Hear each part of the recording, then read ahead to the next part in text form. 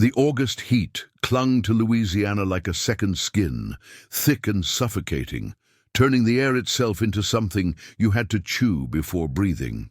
The Devereux Plantation sat 20 miles north of Baton Rouge, a sprawling estate of 300 acres where cotton grew white as bone and twice as profitable. The main house rose from the earth like a temple, white columns, wraparound porches, and windows that caught the sunset and turned it to blood. Tell me in the comments which country you are from and what you thought of this story. And if this story made an impression on you, subscribe to the channel so you don't miss any future stories. Margaret Devereux stood on that porch now, dressed in mourning black despite the heat, her fingers wrapped around the railing until her knuckles went pale. She was 43 years old, handsome in the severe way of women who'd learned early that beauty was a weapon and motherhood a war. Her husband, Charles Devereux, had been dead for 6 weeks. Yellow fever took him in 3 days. First the chills, then the hemorrhaging, then the silence that follows when a heart simply gives up. The funeral had been grand. Half of Baton Rouge attended, their faces painted with appropriate grief, their whispers already calculating which creditor would claim the estate first. Margaret heard every word. She stood over the mahogany casket and made a promise that no one else could hear. "The Devereux name will not die with you, Charles. I swear it on my soul." Now, as the sun bled into the horizon, she turned to face the fields. 217 souls worked this land, men, women, children, all bound by law and chains to the Devereux fortune. Margaret had never paid them much attention before. Charles handled the business. She handled the household, the social engagements, the careful performance of Southern grace. But Charles was gone, and with him went the future she'd built her entire life around. Her sons stood behind her. Thomas, the eldest at 22, had his father's height, but not his spine. He was soft around the edges, prone to poetry and melancholy, the kind of boy who cried at violin music. William, 19, was harder, lean and hungry-looking, with eyes that never quite met yours straight on. Both of them were unmarried. Both of them were useless. "Mother," Thomas said quietly, "the overseer is asking about next season's planting. He says—" "I don't care what he says," Margaret's voice cut like glass. "Come inside, both of you." The interior of the house smelled like roses trying to cover death. Margaret led them to the parlor, where oil paintings of dead Devereux stared down from gilded frames. She poured herself brandy, propriety be damned, and drank it standing. "Your father is dead," she said. "The bank holds notes on half this property. Our creditors circle like vultures. In 6 months, maybe less, this estate will be auctioned, and the Devereux name will become a footnote in some Yankee's account book." She set the glass down hard enough to crack the table beneath it. "Unless we act." William shifted his weight. "What are you proposing?" Margaret turned to face them fully.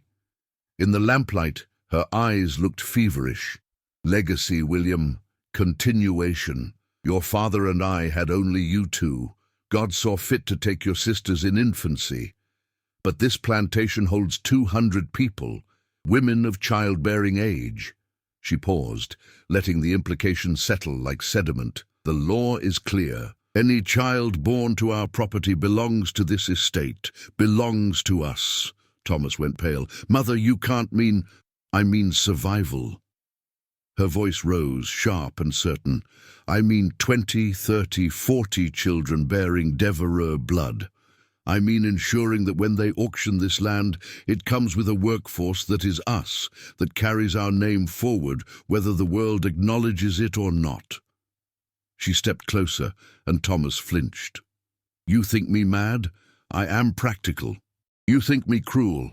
I'm a mother doing what mothers have done since Eden, protecting her children's future." "It's monstrous," Thomas whispered. Margaret slapped him. The crack echoed through the parlor like a gunshot. "Monstrous is letting your father's life's work die because you're too weak to do what's necessary. Monstrous is watching our name disappear while you write your sad little poems." She grabbed his face, forcing him to look at her. "You will do this, Thomas. Both of you will. Or I swear before God, I'll put a bullet in my head and leave you to explain to Baton Rouge how you let your mother die of shame." The silence that followed was absolute. Outside, the cicadas screamed their evening song. Somewhere in the quarters, a baby cried. William spoke first, his voice flat. How would this even work? Margaret released Thomas and smoothed her dress, composing herself as if they'd been discussing the weather. "I've already made a list. 23 women between the ages of 15 and 35. Healthy stock, proven fertility. You'll begin tomorrow night." She walked to her writing desk and produced a leather-bound ledger. "I'll keep records. Names, dates, outcomes. This will be done methodically, respectfully even. They'll be brought to the house one at a time. I'll be present to ensure propriety." "Propriety?" Thomas laughed, a broken sound. "You'll watch?" "I'll bear witness," Margaret corrected. "This is not pleasure, Thomas. This is duty, divine duty. Do you think Sarah laughed when God commanded Abraham to sacrifice Isaac? Do you think Mary questioned the angel? We are instruments of a higher purpose." She opened the ledger to the first page. In her precise handwriting, 23 names were listed in alphabetical order. Next to each name, age, number of previous children, current health status. At the top of the page, in letters large enough to be a title, she'd written, "The Continuation." "We start with Delilah," Margaret said. "She's 17, strong, delivered 2 healthy children already. I'll send for her after supper." She looked at her sons, with something between love and madness. "Go clean yourselves, dress properly. What we do as Devereux." With dignity, Thomas ran. They heard his footsteps pounding up the stairs, heard the slam of his bedroom door. William stayed, staring at the ledger with an expression that might have been horror or fascination or both. "And if we refuse?" he asked. Margaret smiled. It was the same smile she'd worn at countless dinner parties, at church socials, at her husband's funeral. The smile of a woman who'd never been told no in her life and had no intention of starting now. "Then I'll find men who won't," she said simply.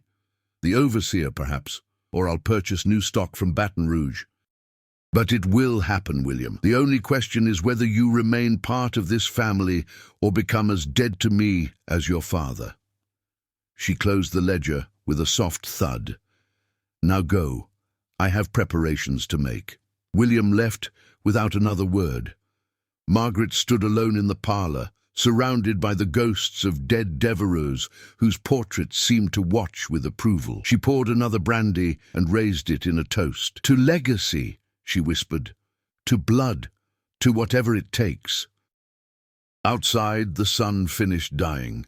The plantation settled into its evening routine, cooking fires lit in the quarters, field hands returning with bent backs and empty stomachs, children playing games in the dirt that looked like joy if you didn't look too close. None of them knew what was coming. None of them could have imagined that the woman in the big house, the widow everyone pitied, was about to turn their entire world into a waking nightmare. In the quarters, a woman named Delilah finished mending her daughter's dress. She was 17 years old, with hands scarred from cotton and a smile she saved for her children. When the knock came at her door an hour later, the overseer's fist against splintered wood, his voice gruff with discomfort, she thought perhaps someone was sick. Perhaps there was extra work. She had no idea she'd been chosen first. She had no idea that Margaret Devereux had already written her name in permanent ink, had already decided the shape of her future, had already prayed over it and called it holy. The walk to the big house took 5 minutes. It would be the longest walk of Delilah's life. The oyster shell path crunched under her bare feet. The magnolias smelled too sweet, cloying, like they were trying to cover something rotten. Lights burned in every window of the main house, making it look almost festive. The overseer left her at the back door. A house slave, an older woman named Ruth who wouldn't meet her eyes, led her through the kitchen, up the servant stairs to a bedroom on the second floor that Delilah had cleaned 100 times but never entered as anything but a maid. Margaret Devereux waited inside.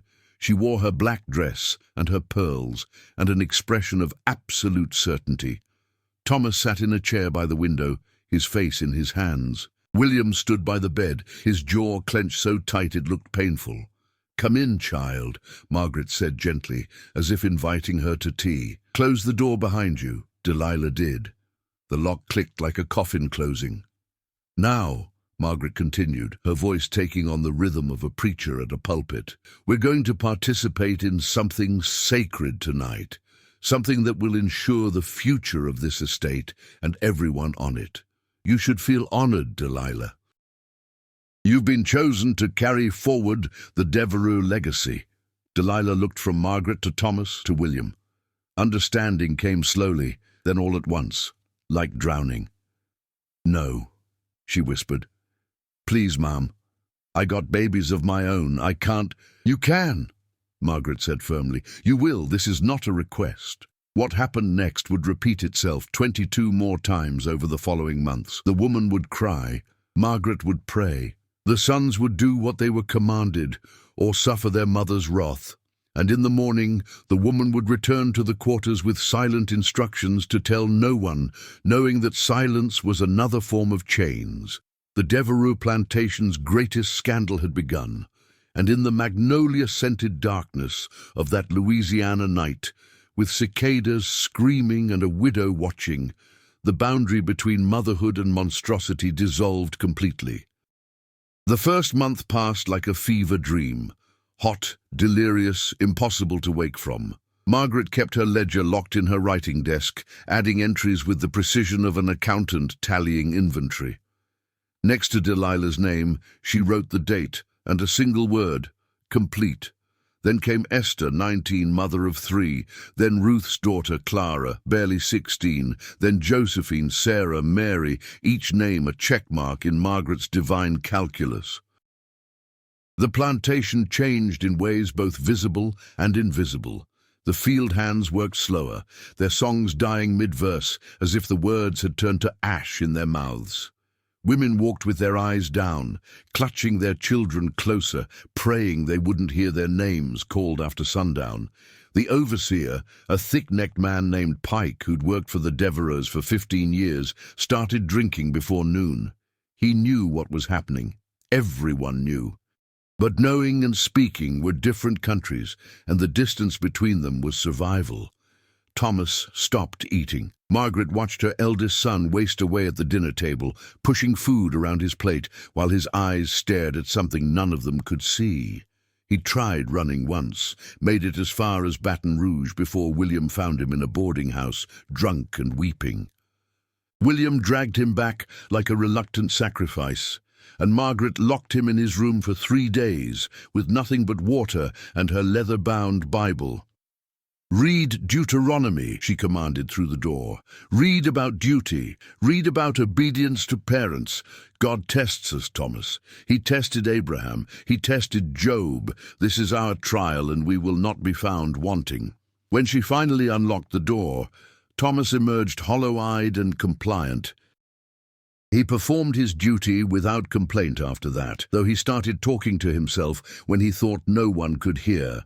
Long, rambling conversations with an invisible companion who might have been God or might have been madness. William adapted differently.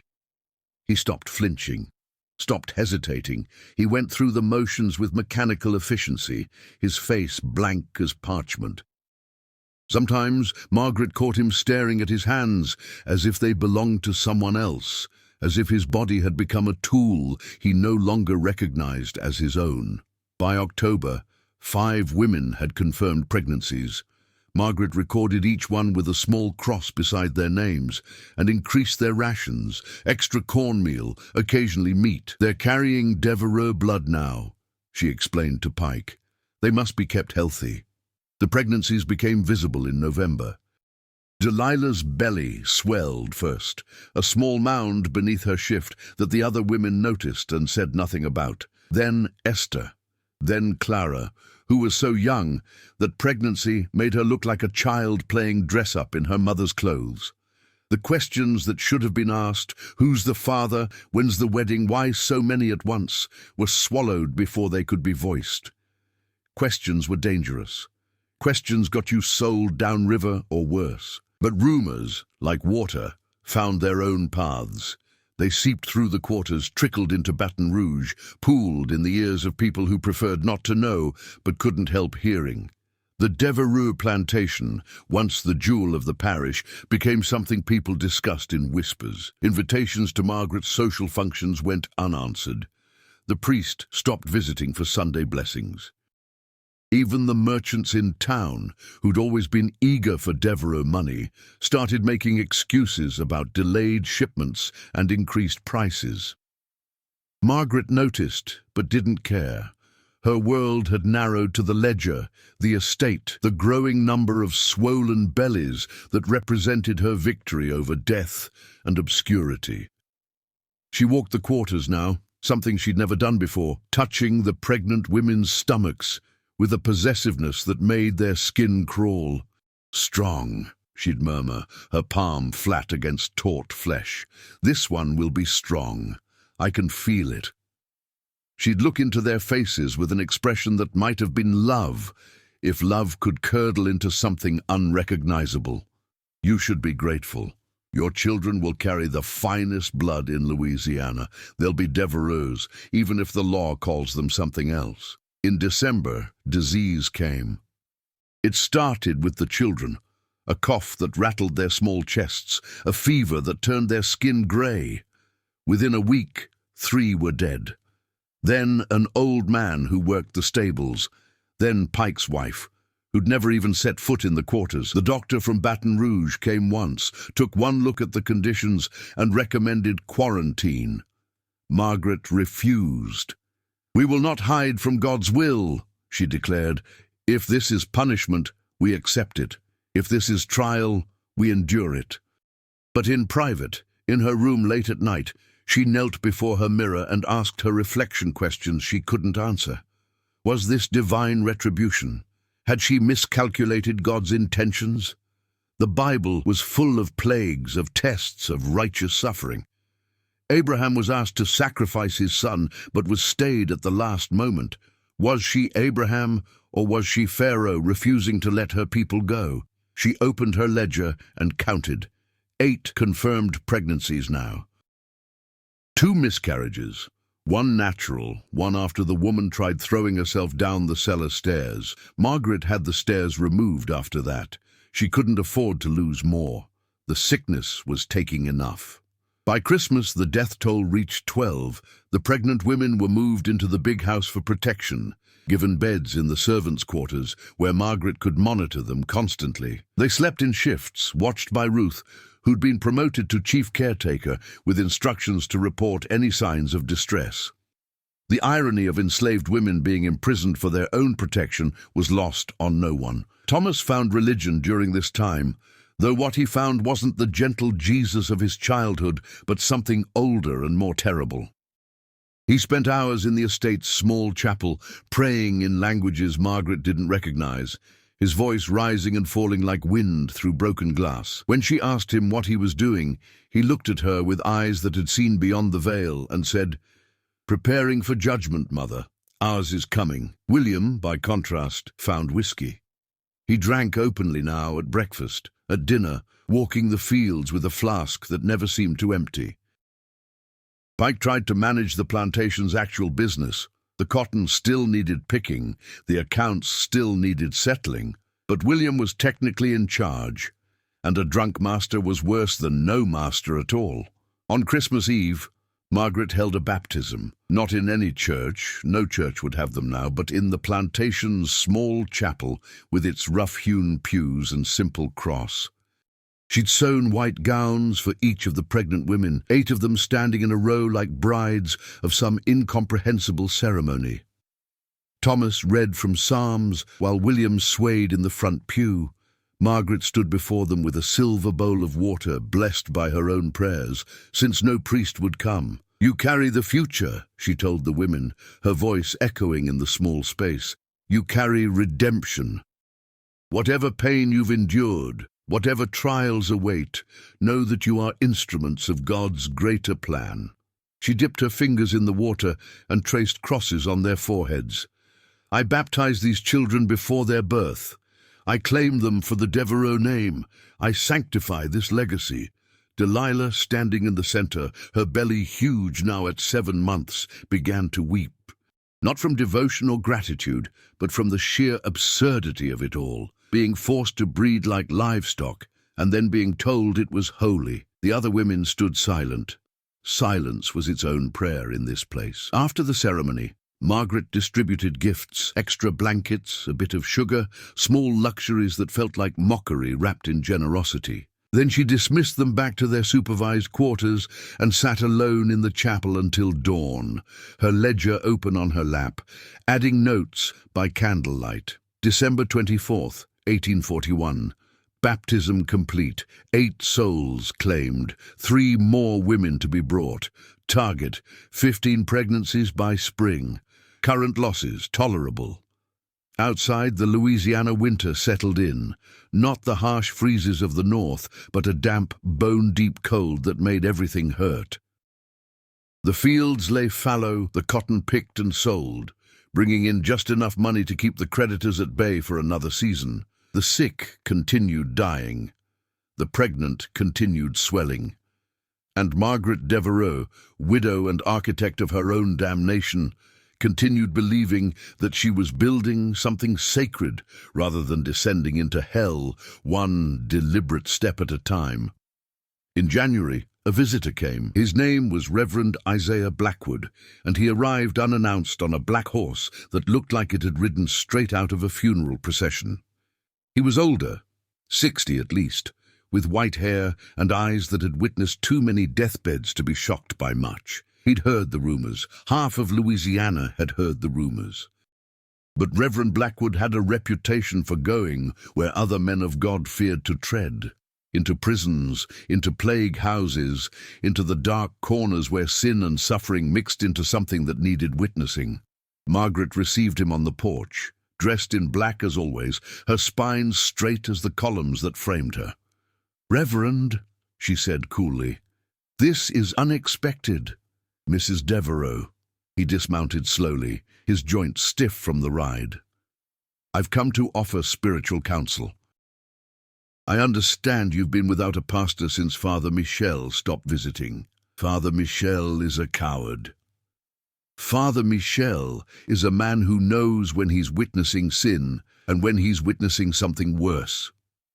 Blackwood climbed the steps, his eyes scanning the property.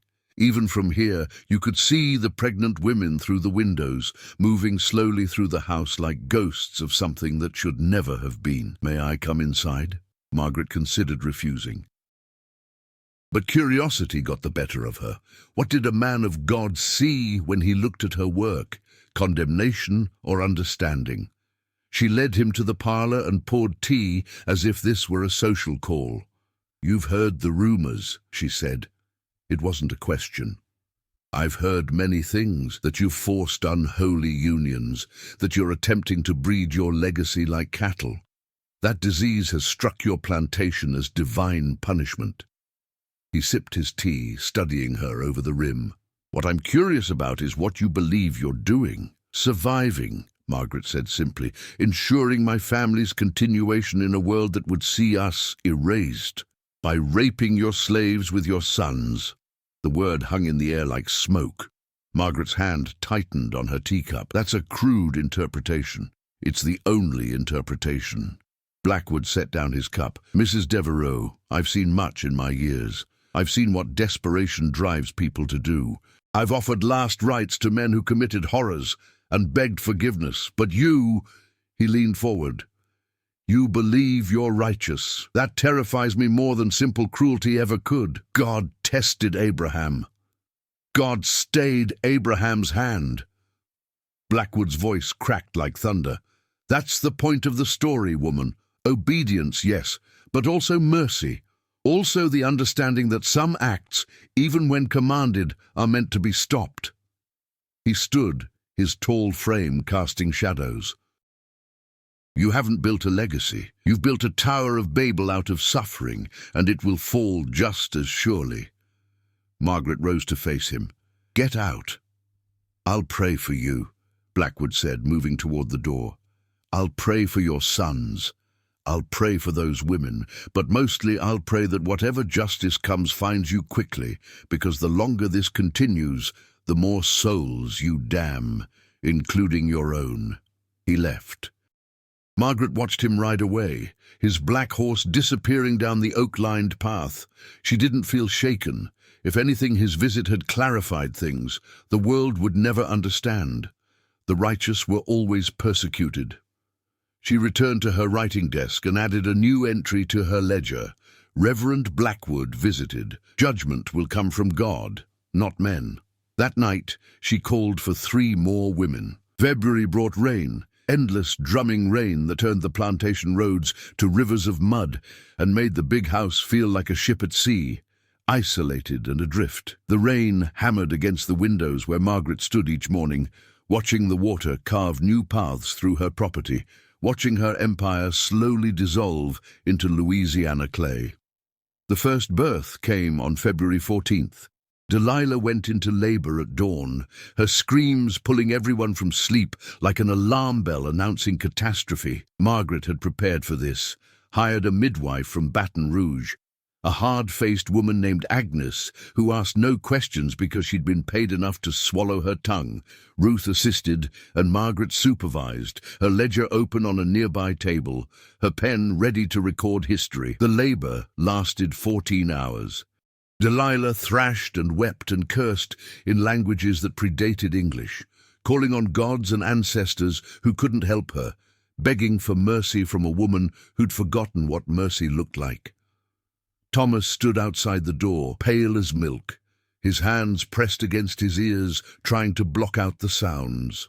William sat in his room with his whiskey, drinking until the screaming became ambient noise. At 8:17 in the evening, a baby boy entered the world.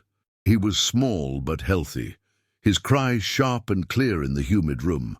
Margaret took him immediately, cutting the cord herself with ceremonial precision, washing him in the same silver bowl she'd used for the Christmas baptism. Charles, she whispered, naming him after her dead husband without consulting anyone. Charles Devereux II. She wrote it in the ledger with shaking hands, her first grandchild, her first victory against death. The fact that legally he was just another piece of property, that his mother still bled on the bed behind her, that his father was upstairs trying not to vomit, none of that registered. All she saw was continuation. All she saw was proof that her plan was working. Delilah reached for her baby with weak arms. Margaret hesitated, then placed him in her arms.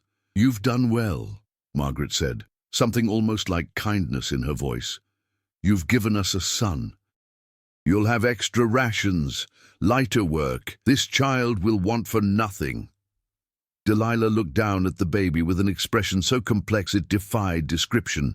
Love and hatred and grief and exhaustion all mixed together. She'd already lost 2 children to childhood diseases. Now she'd gained one she'd never wanted, fathered by violence masquerading as duty. But he was hers, at least for now, and she held him close while Margaret watched like a hawk studying prey.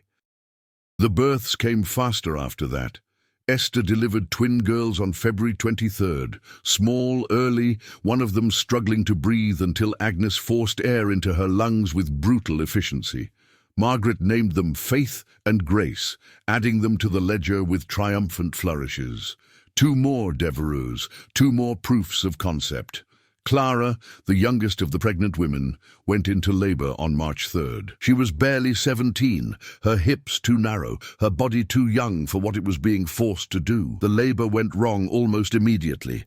The baby breech, Clara hemorrhaging, Agnes's face growing grim as she worked with blood-slick hands trying to turn the child.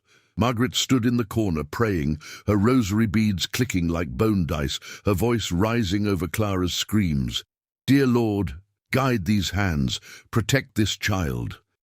Make this sacrifice holy. She's dying, Agnes interrupted flatly. "The girl's dying. I can save maybe one of them. Maybe." "Save the child," Margaret said without hesitation. Ruth, who'd been holding Clara's hand, looked up in horror. "Ma'am, please, she's just a baby herself. Save the child." Margaret's voice cracked like a whip. "That's an order." What followed was butchery dressed up as midwifery. Agnes did what she had to do, and Clara's screams became gurgles, became silence. The baby, another boy, was pulled from her dying body and survived. Margaret named him Thomas after her eldest son, and wrote his name in the ledger with a steady hand. Next to Clara's name she wrote, "Died in childbed, March 3rd, 1842. Sacrifice accepted." They buried Clara in the slave cemetery, a plot of muddy ground beyond the quarters where wooden crosses marked the unnamed dead. Her mother Ruth wept without making sound, knowing that any display of anger would risk joining her daughter in the ground. The other women attended the burial in silence, their own swollen bellies reminding them that Clara's fate could easily be theirs. Thomas didn't come to the funeral. He was found in the chapel, lying face down before the altar, blood under his fingernails, where he'd clawed at the wooden floor. He'd written something on the wall in charcoal, "We are damned, we are damned, we are damned," repeated until the words ran together into incomprehensible smears. William pulled him out and locked him in his room. "You're not damned," he said, though his voice suggested he wasn't sure. "You're just doing what Mother says. We all are." "She named the baby after me," Thomas whispered. "The one that killed that girl. She named it after me, like I should be proud. Maybe you should be." William said it without conviction, the words tasting like ash. Maybe this is what family means. By late March, 8 babies had been born. 6 survived. Margaret kept them all in the big house now, in a nursery she'd created from what used to be Charles's study. She hired wet nurses from Baton Rouge, free women of color who needed money and were willing to overlook the circumstances, and supervised their care with militant precision. The babies were fed on schedule, changed on schedule, examined daily for any signs of weakness or disease. She spent hours in that nursery, sitting among the cradles, listening to their small sounds, convinced she could see Charles's features in their faces. The fact that several of them had their enslaved mother's features, broad noses, dark skin, kinked hair, didn't register. In Margaret's mind, they were Devereux, regardless of what the mirror showed. The remaining pregnant women lived in a separate wing of the house, guarded not for their protection, but to prevent escape.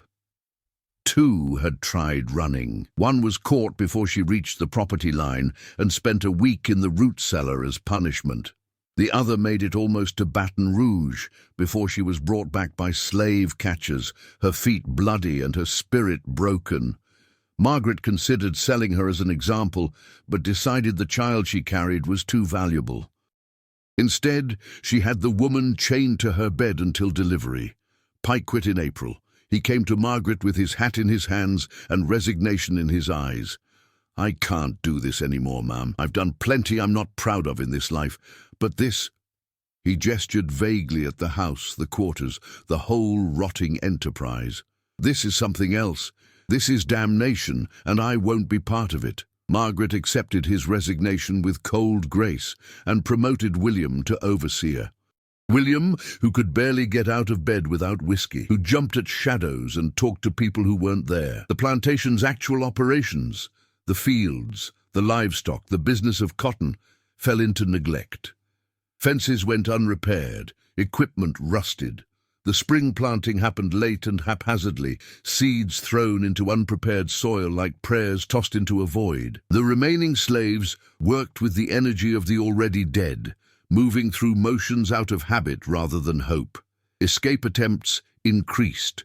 3 men disappeared into the swamp and were never found. Whether they made it to freedom or fed the alligators, no one knew. The women who weren't pregnant lived in constant fear of being added to Margaret's list. Those who were too old or too young or too sick felt guilty relief at their immunity. In May, word reached Baton Rouge that something was deeply wrong at the Devereux plantation. Reverend Blackwood had been talking, and though he'd promised Margaret he'd only pray, prayer wasn't enough when faced with ongoing atrocity. He spoke to abolitionists, to lawyers, to anyone who'd listen. But this was Louisiana in 1842, and the rights of enslaved people were worth less than the paper they weren't written on. A man's property was his property. What happened behind estate gates was private business. Still, public opinion mattered, especially among the planter class. Margaret Devereux had been society once, hostess of grand parties, wife of a respected man, mother of promising sons. Now she was a pariah, mentioned only in whispers, her name becoming synonymous with excess and madness. The few remaining creditors who held notes on the plantation began making inquiries about liquidation. The bank in Baton Rouge sent assessors who took one look at the chaos and recommended foreclosure. Margaret received these reports with aristocratic disdain. Money was temporary. Legacy was forever. She had 9 living children now. 9 Devereux who would grow up to have children of their own, who would spread her blood through Louisiana, regardless of what the world called them. That was immortality. That was victory. But the plantation itself was dying. The cotton crop looked diseased before it even bloomed. The livestock was thin and listless. The buildings needed repairs no one had time or energy to make. Even the magnolias that lined the entrance drive were dropping leaves out of season, their blossoms turning brown before they fully opened, as if the trees themselves couldn't stand to be beautiful in such a place. On May 17th, another woman died in childbirth, Josephine, 23, mother of 4, body finally giving out after carrying her 5th pregnancy to term. The baby lived, a girl Margaret named Mercy without apparent irony. Josephine was buried next to Clara, and Ruth added another cross to the cemetery, another ghost to the collection of women who died serving the Devereux legacy. Thomas attempted suicide that night. William found him in the stables, a rope around his neck, standing on a stool with the kind of calm that precedes action. William talked him down, or rather, pulled him down, the two of them collapsing in the hay while Thomas sobbed like a child. "I can't do this anymore," Thomas gasped. "Every time I close my eyes, I see their faces. Delilah, Clara, all of them. I hear them screaming, I hear the babies crying, and Mother just writes it all down like it's God's plan." "Maybe it is," William said, though he sounded like he was trying to convince himself. "Maybe we're supposed to suffer. Maybe that's what makes it holy." "Or maybe we're just evil," Thomas whispered. "Maybe Mother's insane, and we're cowards for not stopping her." They sat in the dark stable, 2 young men who'd become monsters through obedience, listening to the horses shift and sigh in their stalls. Outside, the May night pressed close and hot, full of insect sounds and the distant crying of babies who didn't know yet what they'd been born into. William finally stood and offered his hand. "Come on. We'll go inside. We'll drink until we can't think. Tomorrow we'll do it all again." And the day after that, and the day after that. It was the closest either of them would come to rebellion, acknowledging the horror without doing anything to stop it. They walked back to the big house, where their mother waited with her ledger and her plans, where pregnant women slept in locked rooms, where babies cried in a nursery that smelled like milk and madness. Margaret stood at her window watching her son stumble across the yard. She felt a brief flicker of something, concern, compassion, but crushed it immediately. Sentiment was weakness. They'd understand eventually. When the children grew, when the legacy spread, when the Devereux name echoed through centuries, they'd thank her. They'd see that every sacrifice had been necessary. She turned from the window and opened her ledger. 3 more women were scheduled. The summer would bring more births. By Christmas, if all went according to plan, she'd have 20 Devereux children. By next spring, 30. In 10 years, an army of her descendants would walk Louisiana soil, and even if the plantation was lost, even if the family fortune dissolved, the blood would remain. The blood was everything. She wrote by candlelight, her handwriting still precise despite the late hour, recording the day's events with the detachment of a scientist noting experimental results. May 17th, 1842, Josephine deceased. Baby Mercy thriving. Thomas showed weakness but was contained. William maintaining adequate function. Current count, 9 living children, 2 maternal deaths, acceptable losses for the greater work. God's will be done. Outside her window, lightning split the sky. Thunder rolled across the plantation like judgment arriving early. The rain that had paused for a few days started again, harder than before, pounding the roof with the rhythm of inevitable consequences. In the quarters, women held their children close and prayed for deliverance that would never come. In the nursery, babies slept unaware that their existence was both miracle and crime. And in the chapel, the charcoal words Thomas had written remained on the wall, growing darker with humidity. "We are damned." Summer arrived like a punishment, the Louisiana heat settling over the Devereux plantation with suffocating weight. The air turned thick enough to drink, humid and rotten, carrying the smell of swamp water and decay. Mosquitoes swarmed in biblical numbers, their whining clouds descending each evening to feast on any exposed skin. The rain came and went in violent bursts, flooding the low fields and leaving standing water where nothing good could grow.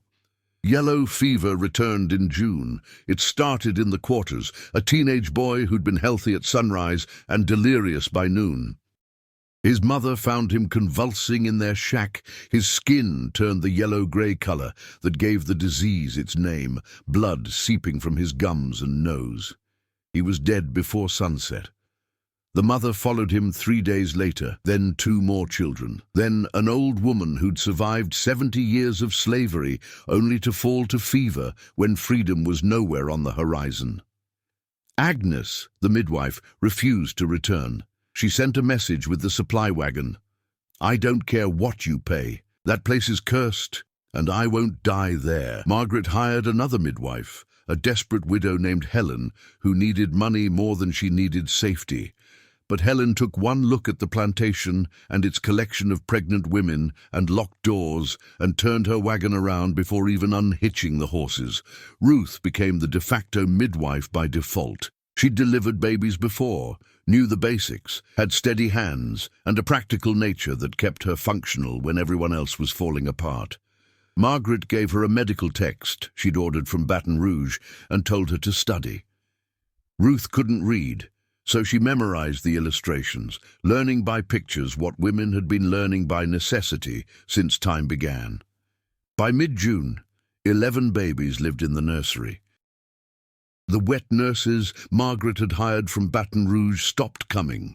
The rumors had spread, and no amount of money was worth stepping foot on the Devereux property. Margaret tried nursing the babies herself, but at 43 and years removed from motherhood, her body wouldn't cooperate. The babies cried constantly, hungry and hot, and sensed something wrong with the world they'd been born into. The enslaved mothers, those who'd survived childbirth and were recovering in the house, were brought to the nursery to feed the children, their own and others. They sat in rocking chairs with babies at their breasts while Margaret supervised, making notes about which children fed well, which seemed sickly, which showed the most promise. She still believed in her eugenics experiment, still thought she could engineer perfection through careful breeding and record-keeping.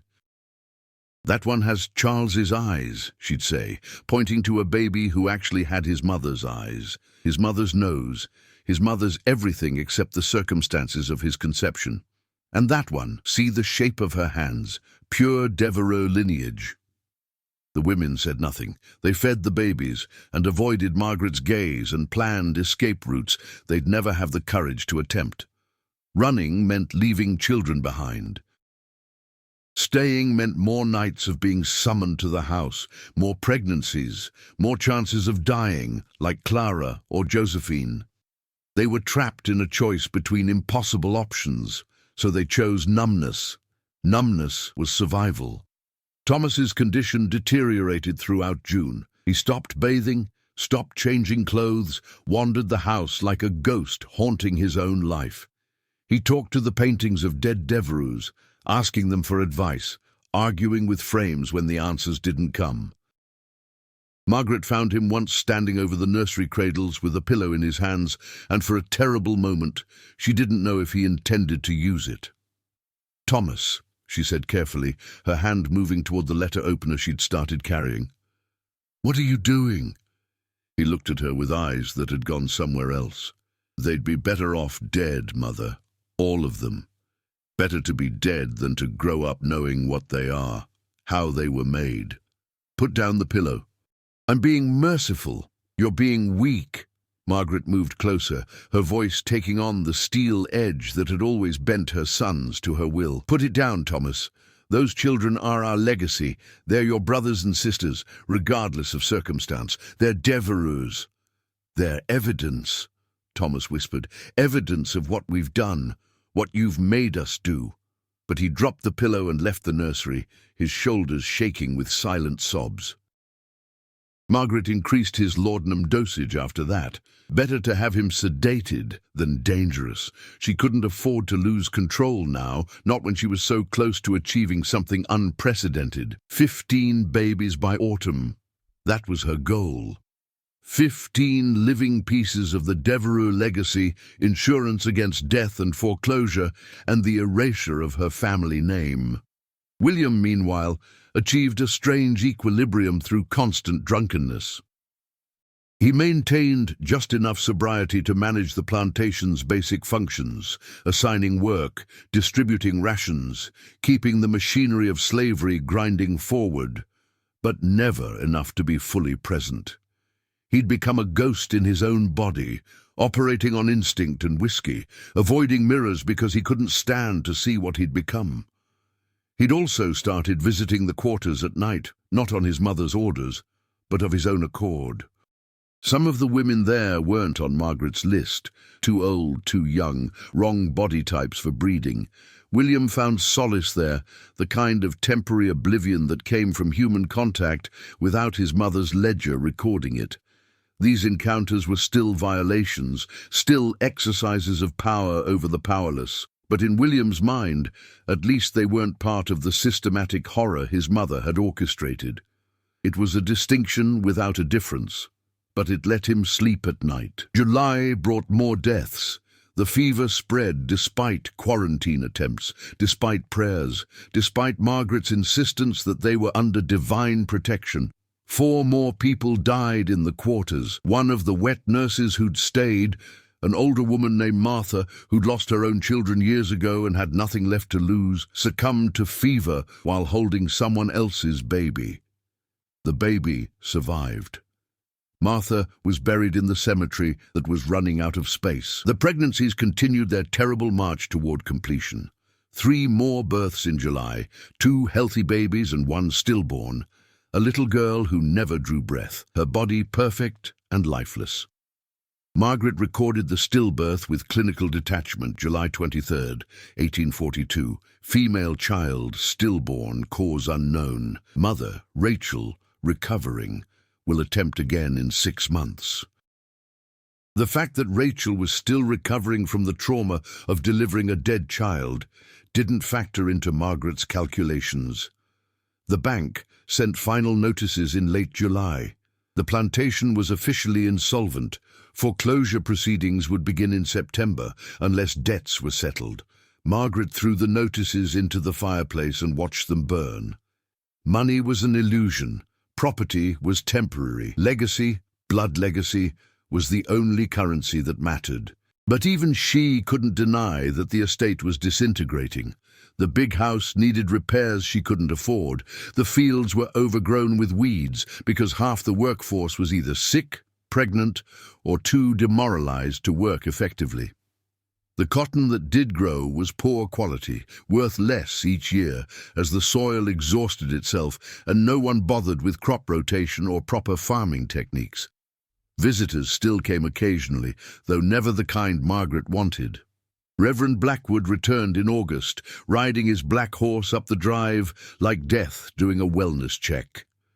Margaret refused to see him. He stood on the porch calling her name until William came out with a shotgun and told him to leave. "I'm praying for you," Blackwood called out as he mounted his horse. "All of you, but prayer might not be enough. What you're doing here, it's an abomination, and God's patience isn't infinite." "Then he'll judge us in his time," William shouted back, the gun shaking in his hands. "Not yours."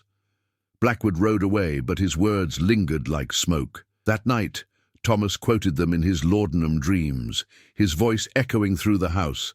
God's patience isn't infinite, God's patience isn't infinite, until Margaret had to dose him again to shut him up. In late August, a slave catcher came looking for 3 men who'd escaped in June. He tracked them to the swamp edge, where Devereux property met wild water, found bones and torn clothing that could have been them or could have been anyone. The swamp gave up its dead slowly and incompletely. The slave catcher collected his fee anyway and left, adding to the plantation's mounting debts. Margaret stood on her porch that evening, watching the sun set over her dying empire. The magnolias were losing leaves. The cotton was thin and worthless. The house was full of babies she'd engineered into existence through systematic rape, and her sons were shells of the men she'd meant them to become. But she had 15 living children now, 15 Devereux who'd carry the family blood forward regardless of circumstance. That had to mean something. That had to be worth it, didn't it? The doubt was new, unwelcome, dangerous. Margaret pushed it away and returned to her ledger. She opened to a fresh page and wrote at the top, Phase 2, Expansion and Consolidation.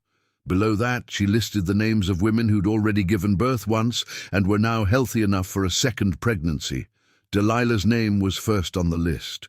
She'd delivered a strong son. She could do it again. That night, Margaret sent for Delilah. The woman arrived at the big house after sunset, moving slowly because her body still remembered the trauma of childbirth 6 months earlier. She thought maybe she was being called to nurse one of the babies, or perhaps for some other domestic task, when she saw Thomas waiting in the same room where this nightmare had begun. She understood. Her face went blank, the protective numbness of someone who'd learned that resistance only made things worse.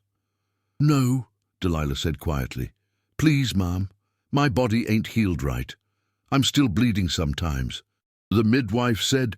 "Ruth cleared you last week," Margaret interrupted, consulting her ledger. "You're healthy enough, and your son Charles is thriving, which proves you're good stock. We'll give you another." "I don't want another." Delilah's voice cracked. "I can't do this again." Margaret closed the ledger with a soft thud. "You can, and you will. This is not a negotiation, Delilah. This is your purpose. You should be grateful.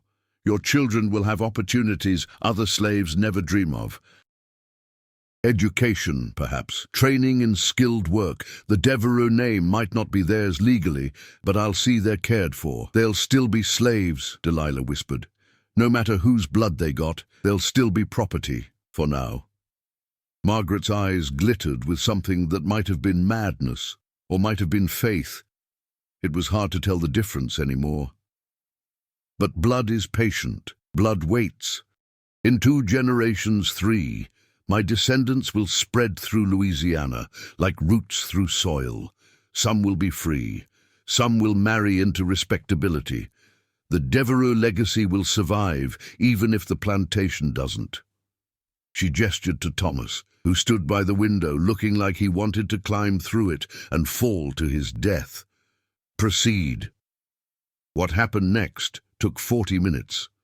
Delilah endured it, with her eyes fixed on the ceiling, counting the cracks in the plaster, disappearing into whatever mental space let her survive the unsurvivable. Thomas performed his duty with mechanical efficiency, his mind somewhere else, perhaps in the chapel with his charcoal damnation messages, perhaps nowhere at all. And Margaret watched, her expression serene, occasionally making notes, convinced she was witnessing something sacred rather than something that would haunt every person in that room until their dying day.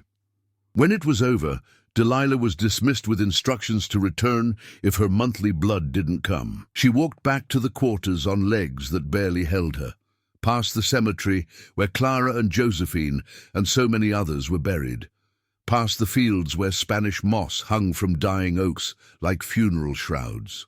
When she reached her shack, she found her son Charles sleeping in a basket, his small chest rising and falling with the easy breath of innocence.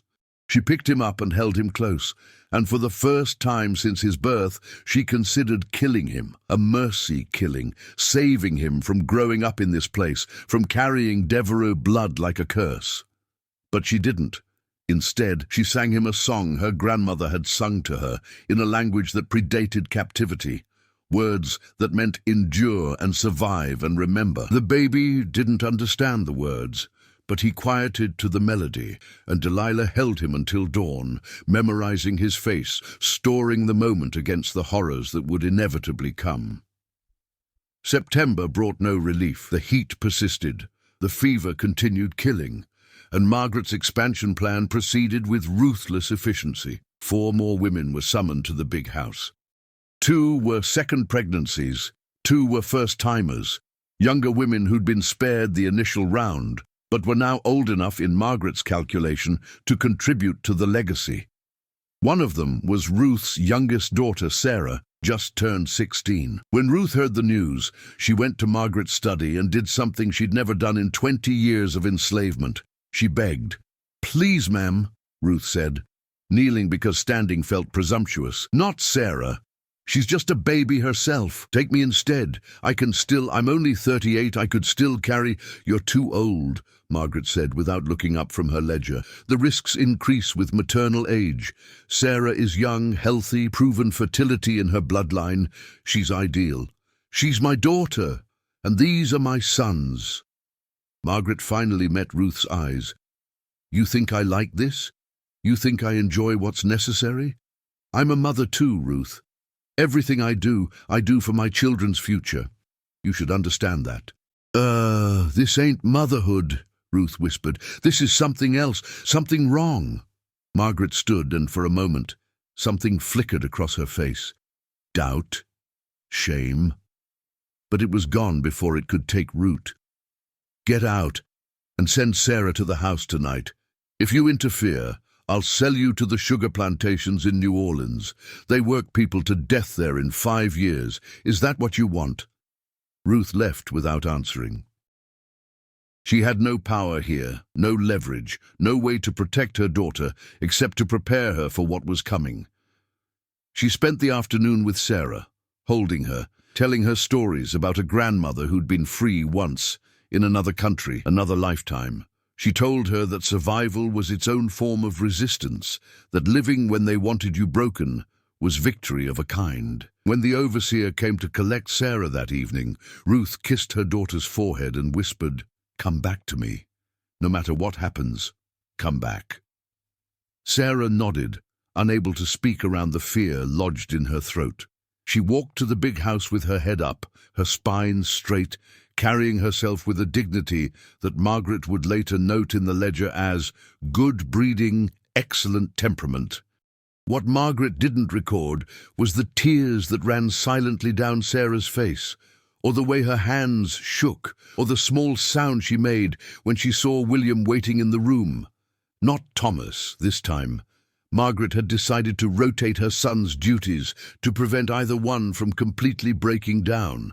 William was drunk, which made it worse and better simultaneously. He was rough where Thomas was mechanical, quick where Thomas was methodical. Sarah endured it by going somewhere else in her mind, to a place where her grandmother's freedom stories were real, where she had choices, where her body belonged to her. When it was over and she was dismissed, she walked back to the quarters feeling like she'd left part of herself in that room, like she'd been hollowed out and filled with something foreign and wrong. Ruth held her through the night while she cried. There were no words of comfort that worked, no platitudes that made sense. All Ruth could offer was presence, her body a shield against nothing, her love a weapon that couldn't defend.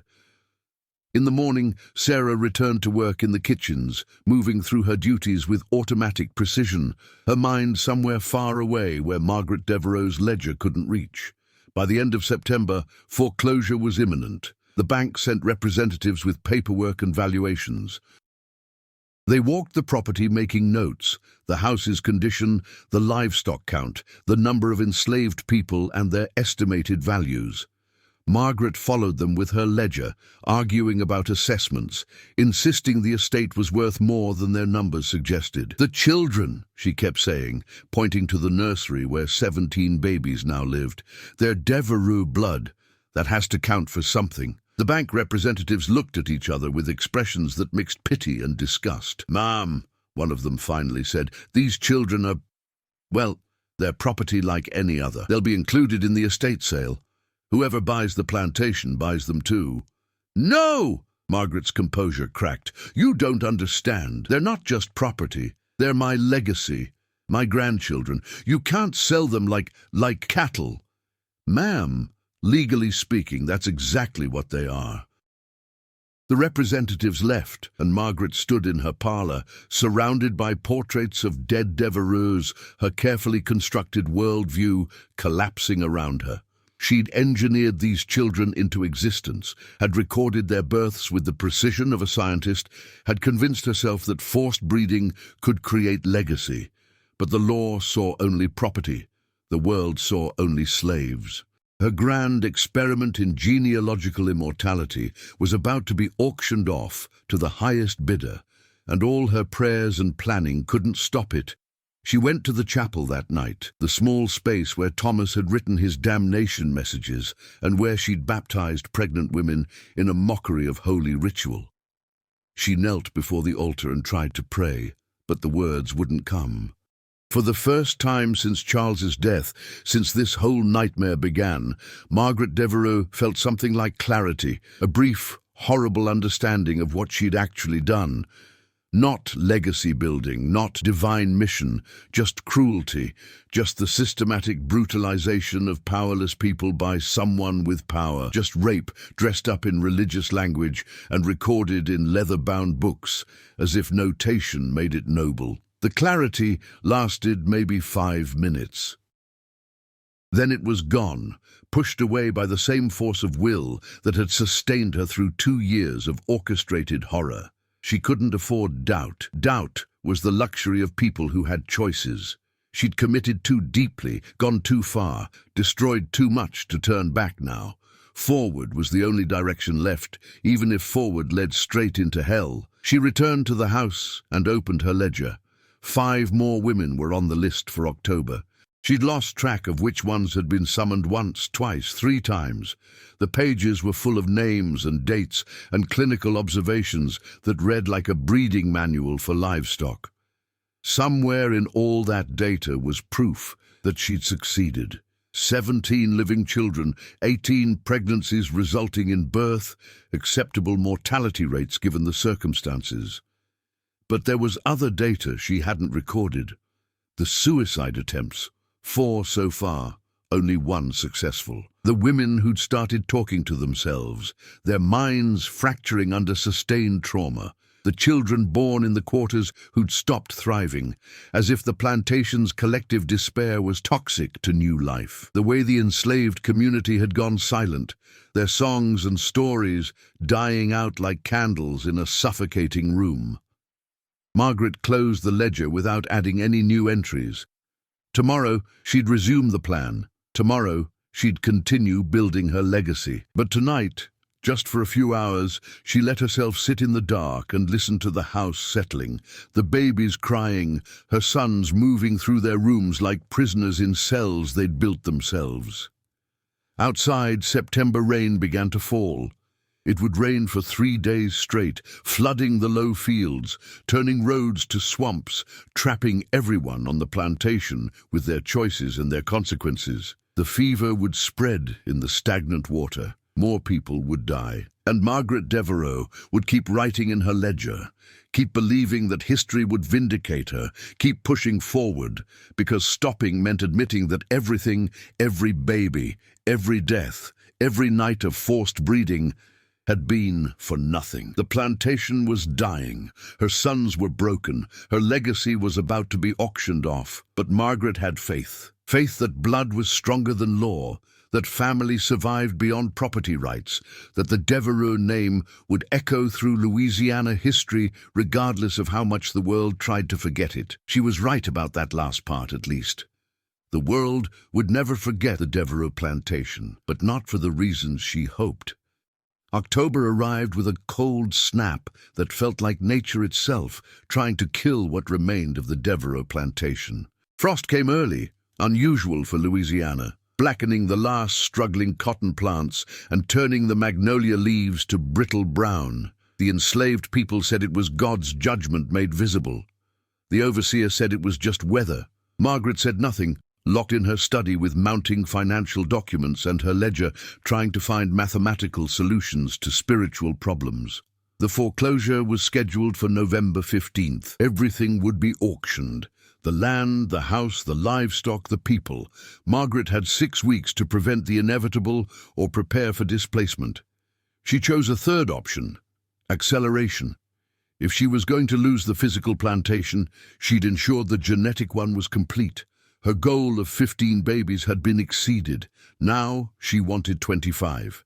"They can take the land," she told her sons over breakfast, though neither was eating. Thomas stared at his plate like it held answers. William drank whiskey mixed with coffee, breakfast of the damned. "But they can't take blood. 25 children bearing Devereux genetics will spread through Louisiana, whether the plantation exists or not." "Mother," Thomas said quietly, his voice hoarse from disuse or screaming. She couldn't tell which anymore. "It's over. Can't you see that? We've lost." "We've planted seeds," Margaret corrected. "Seeds don't look like victory when you first bury them. Give it time." "Time?" Thomas laughed, a broken sound. "Time for what? For these children to grow up enslaved, knowing their father was forced to rape their mothers, for them to learn that they exist because you went insane and we were too weak to stop you." Margaret slapped him, the crack echoing through the dining room. "Don't you dare call this insanity. This is vision. This is the only way our family survives." "Maybe our family doesn't deserve to survive," Thomas whispered, touching his reddening cheek. That night, he was found hanging in the stables. For real this time, not interrupted, not talked down. William discovered him at dawn, his body swaying slightly in the breeze, coming through the open doors, his face purple, his eyes open and staring at nothing. A note was pinned to his chest, written in his increasingly illegible handwriting. "Mother, I'm sorry I couldn't be the son you needed. God forgive us all. We are damned." Margaret didn't cry at the funeral. She stood over the grave in her eternal black dress, her face carved from stone, her mind already calculating the practical implications. With Thomas gone, all breeding duties would fall to William. Could one son maintain the schedule she'd planned? Would she need to hire outside help, pay a free man to continue the work? The thought didn't horrify her, which should have been its own form of horror. But Margaret had crossed so many lines that the landscape behind her was nothing but scorched earth. Forward was the only direction, even if forward meant walking alone. William broke after burying his brother. Not in the dramatic way Thomas had broken, with visible cracks and screaming and charcoal messages. William's destruction was quieter, more complete. He simply stopped pretending to be human. He drank until he vomited, then drank more. He walked through the house like a ghost, occasionally muttering to Thomas's ghost, sometimes answering. He stopped bathing, stopped changing clothes, stopped maintaining even the fiction of functioning. Margaret tried to rally him. "You're the only son I have left, the only one who can complete this work. Thomas was weak, but you're stronger. You can finish what we started." William looked at her with eyes that had seen too much. "What we started? Mother, we started nothing. You started this. You commanded and we obeyed. And now Thomas is dead and He gestured at himself, at the wreck he'd become. I'm whatever this is, a ghost piloting a corpse. You're being dramatic. I'm being accurate. He poured another drink, his hands shaking so badly he spilled half of it. You want to know what I dream about, Mother? I dream I'm one of them, one of the women He couldn't finish the sentence. I dream I'm powerless and someone's forcing me, and there's a woman with a ledger writing it all down like it's science. It is science, Margaret insisted. Genealogy, genetics, the careful cultivation of bloodlines. The ancient Romans did it. The royal houses of Europe do it. Why is it madness when I do it?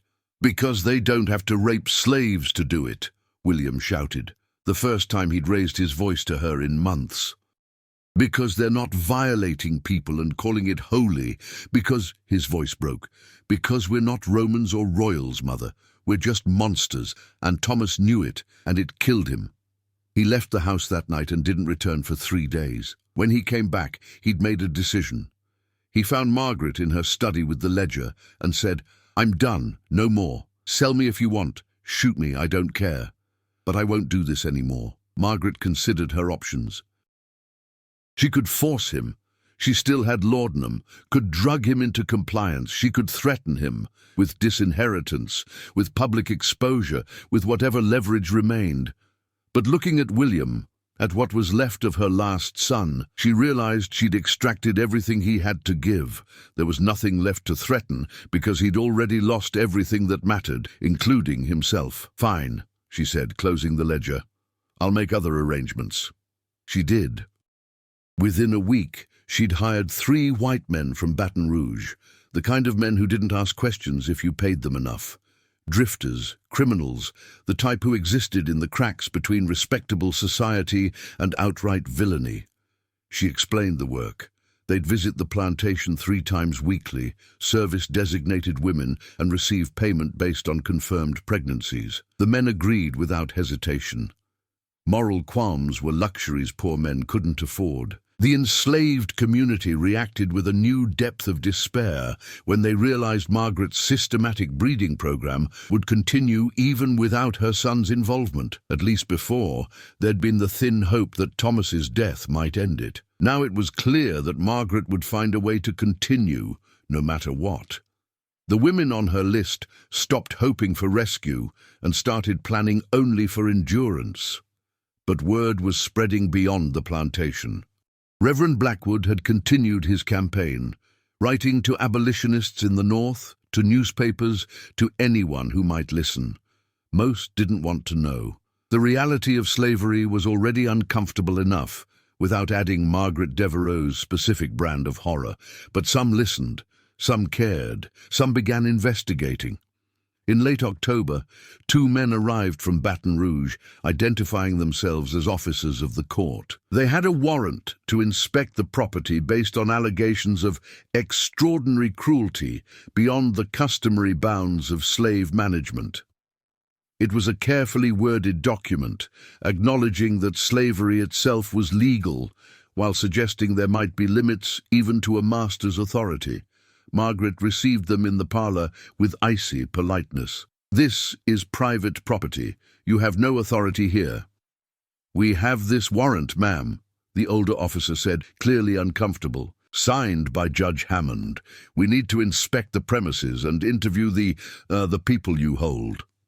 Interview slaves, Margaret laughed. To what purpose? Their property. Their testimony means nothing legally. Nevertheless, ma'am, we have our orders. They spent 2 hours on the plantation. They saw the nursery with 19 babies. 2 more had been born in recent weeks. They saw the wing where pregnant women were housed under lock and key. They spoke with Ruth, who told them nothing because speaking meant punishment later, and these men would leave, but she'd remain. They walked through the quarters and saw the cemetery with its forest of crude crosses. They noted everything and said nothing. Before leaving, the younger officer, a man barely out of his 20s who looked genuinely shaken, said to Margaret, "Ma'am, I don't know what you think you're doing here, but this isn't right. It's beyond slavery. It's something else. It's legacy." Margaret said simply, and when you have children of your own, when you face your own mortality, you'll understand that legacy justifies anything. The officers filed their report. Judge Hammond read it, blanched, and filed it away.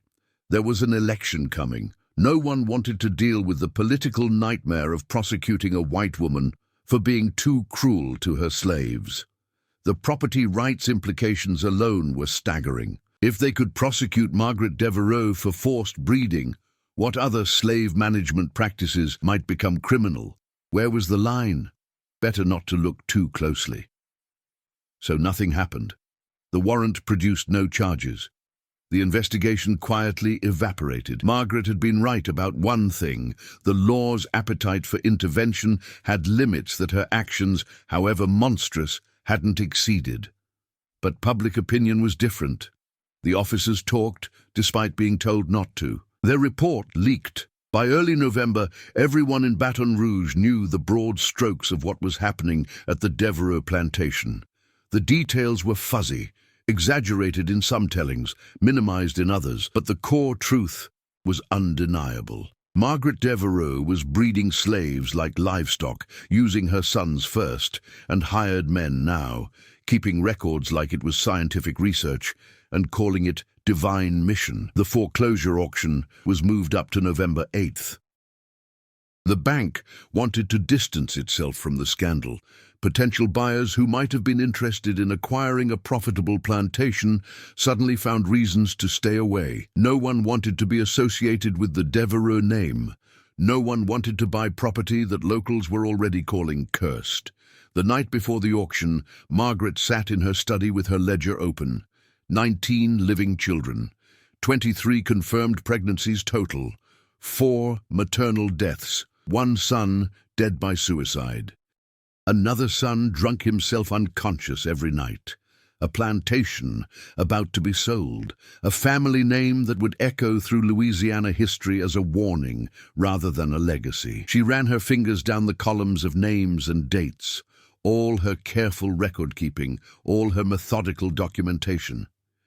In her mind, these pages proved something important.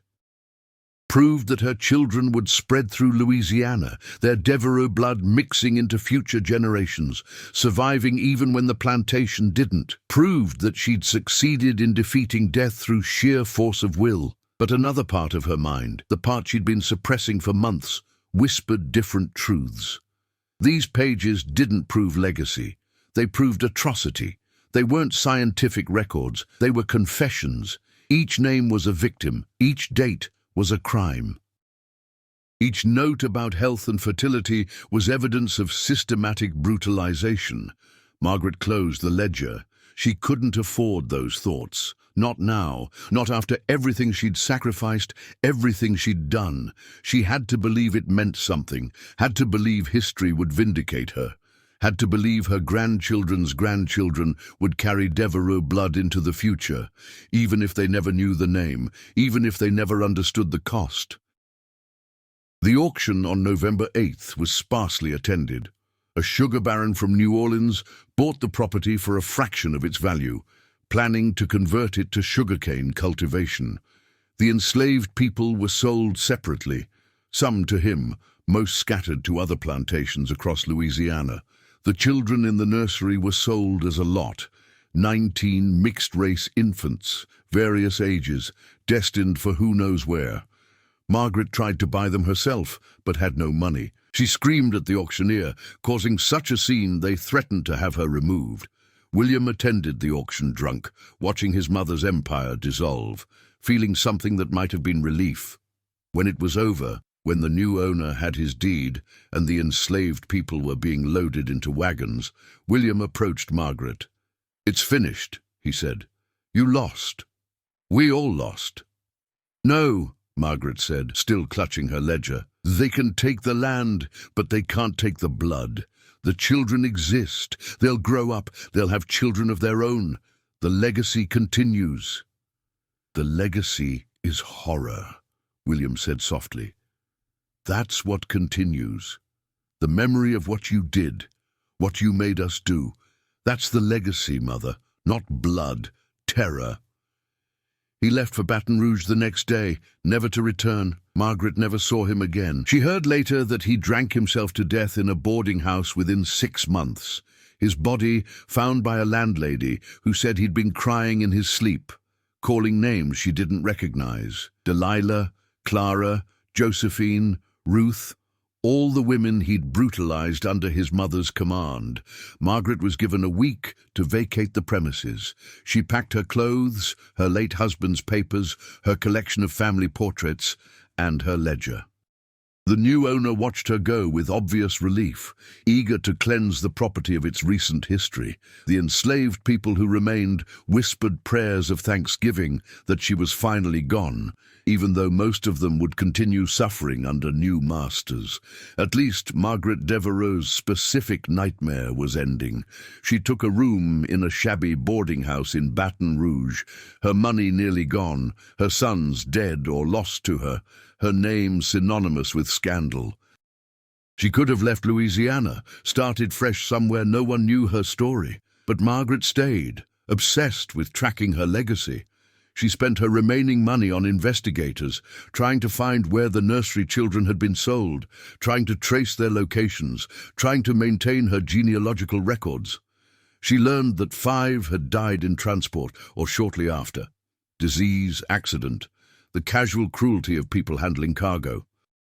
The others scattered across 3 states, most impossible to trace. Her careful breeding program, her systematic documentation, her divine mission, all of it dissolving into the chaos of the slave market where human beings were transferred like furniture with paperwork that listed age and sex, and nothing about blood or legacy. Margaret filled new ledgers with rumors and speculation, drawing family trees based on hearsay, convincing herself that her grandchildren were thriving somewhere, that the Devereux blood was spreading exactly as she'd planned. The ledgers grew increasingly illegible, the records more fantastical.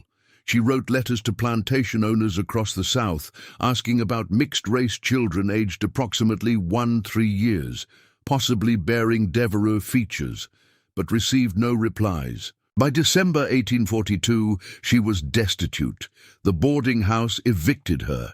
She ended up in a pauper's home, sharing a room with 3 other women, all of them refugees from lives that had gone catastrophically wrong. Margaret kept her ledgers under her cot, refusing to let anyone touch them, claiming they were important genealogical records. The other women thought she was mad. They were right. But madness was the only thing protecting Margaret from the full weight of what she'd done. Sanity would have crushed her. The spring of 1843 came late and cold. March brought freezing rain that turned Baton Rouge's streets to ice and made even the poorest quarters feel like prisons. Margaret Devereux, living in the pauper's home, spent her days by a weak fire writing in her ledgers, adding speculative entries about children she'd never see again, drawing family trees that existed only in her imagination.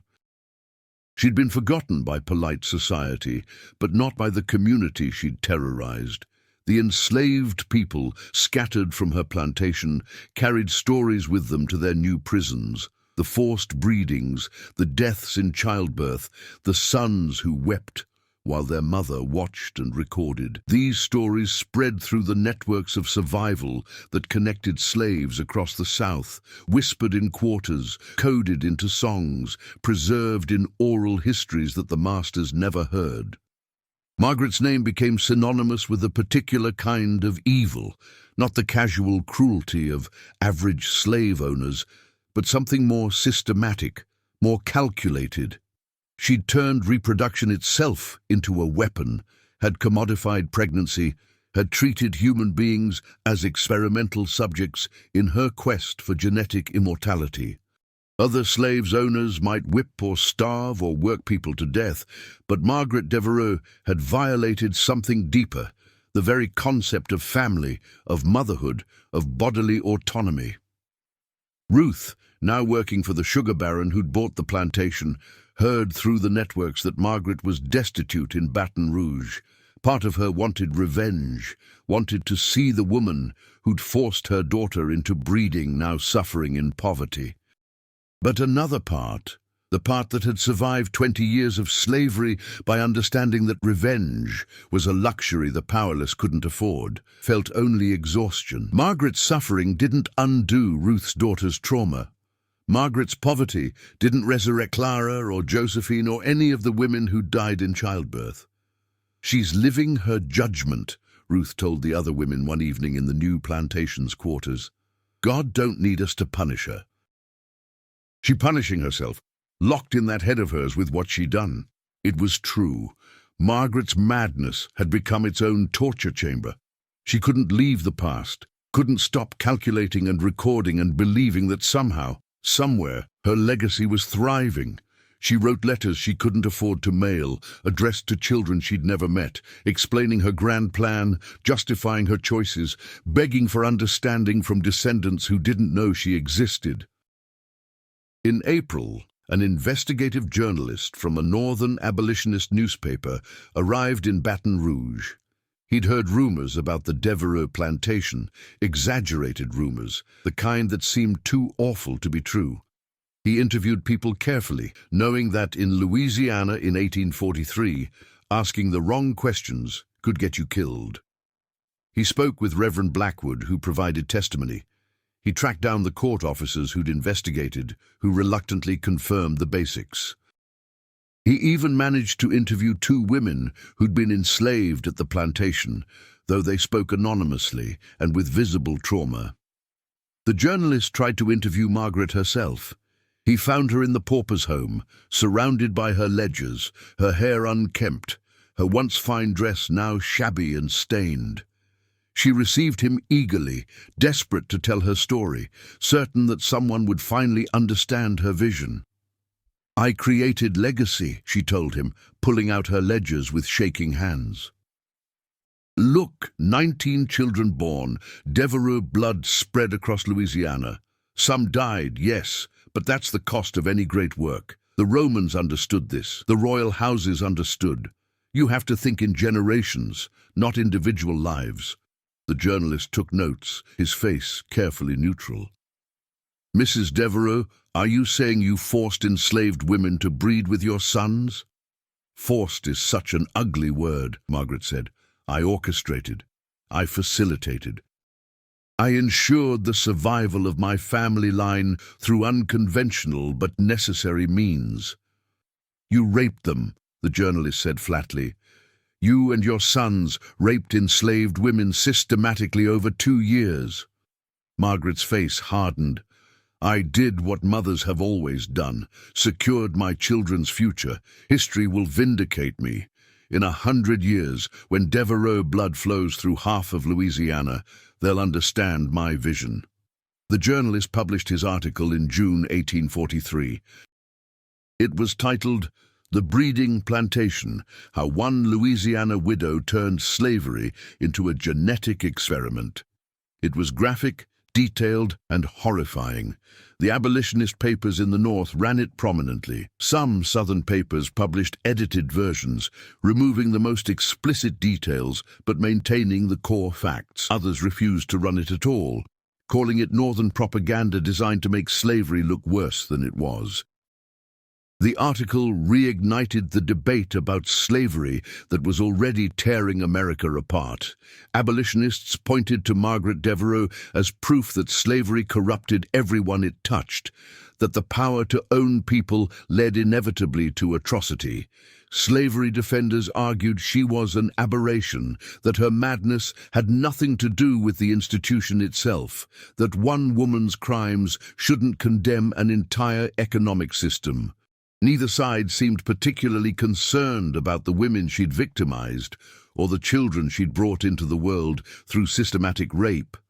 They were props in a larger political argument, their suffering turned into rhetorical ammunition, their humanity subsumed by the debate about property rights and states' rights and divine law.